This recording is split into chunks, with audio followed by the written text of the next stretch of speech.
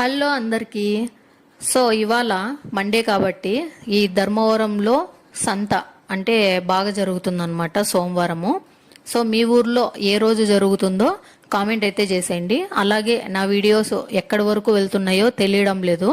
So మీరు ఎక్కడి నుండి ఈ వీడియోస్ చూస్తున్నారా అనేది కామెంట్స్లో అయితే మీ ఊరి పేరు అయితే మెన్షన్ చేసి చెప్పండి.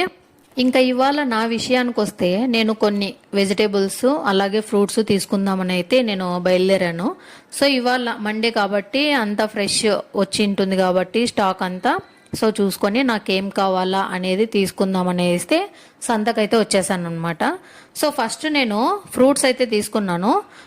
ఇవాళ ఈ వీడియోలో ఏం చెప్పదలుచుకున్నానంటే ఈ మా మార్కెట్లో ఈ నేను తీసుకున్నవన్నీ ప్రైజెస్ ఎలా ఉన్నాయి అనేది చెప్తాను. మీరు కూడా అంటే నేను చెప్పిన ప్రైజెస్ ఇక్కడ ఎక్కువ ఉన్నాయా తక్కువ ఉన్నాయా అనేది కామెంట్ అయితే చేయండి. సో నేను మ్యాంగోస్ అయితే 3 kgs తీసుకున్నాను. 200 అయింది దానికి. సో 1.5 kg 100 అనమాట. సో ఇంకా దానిమ్మకాయ తీసుకున్నాను 500 grams 100. సో కిలో వచ్చి 200 అనమాట.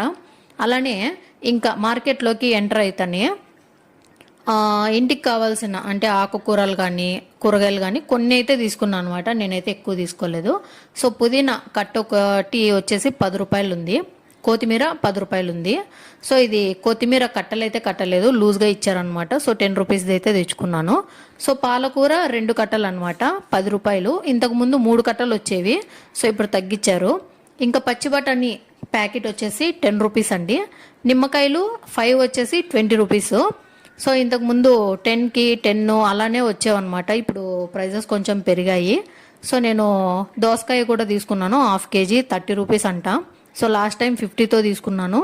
ఇప్పుడు ఇంకా కిలో 60 అన్నారు కాబట్టి ఇంకా 1/2 kgతో అయితే సరిపెట్టుకున్నాను అనమాట. సో ఇంకా క్యారెట్ విషయానికి వస్తే 1/2 kg వచ్చి 40 రూపీస్ అంట. సో 80 రూపీస్ కేజీ కాబట్టి ఇంకా కేజీ వద్దు అని చెప్పేసి 1/2 kg అయితే తెచ్చుకున్నాను.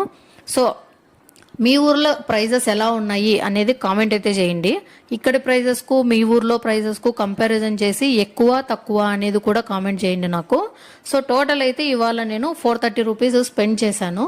సో ఇంకా అన్ని తీసుకొని వచ్చి ఇంటికి ఇంకా జాగ్రత్తగా వాటిని 1 వీక్ అంతా కాపాడుకోవాలి కాబట్టి సో ఇంకా బాక్సుల్లో పెట్టేసుకొని ఫ్రెష్గా ఇంకా ఆకుకూరల్లో అయితే కొంచెం ఎక్స్ట్రా వేస్ట్ గడ్డి అనేది వచ్చింటుంది కదా అండి, అవన్నీ తీసేసుకొని బాక్స్లో అయితే పెట్టేసుకుని ఇంకా ఫ్రిడ్జ్లో స్టోర్ చేసేసుకుంటాను. సో ఇది ఫ్రెండ్స్ ఇవాళ నా వీడియో అయితే. ఈ వీడియో నచ్చితే కన్నా లైక్ చేయండి. మరిన్ని ఇలాంటి వీడియోస్ కోసం అయితే మన పేజ్ను ఫాలో చేసేయండి. Thanks for watching guys.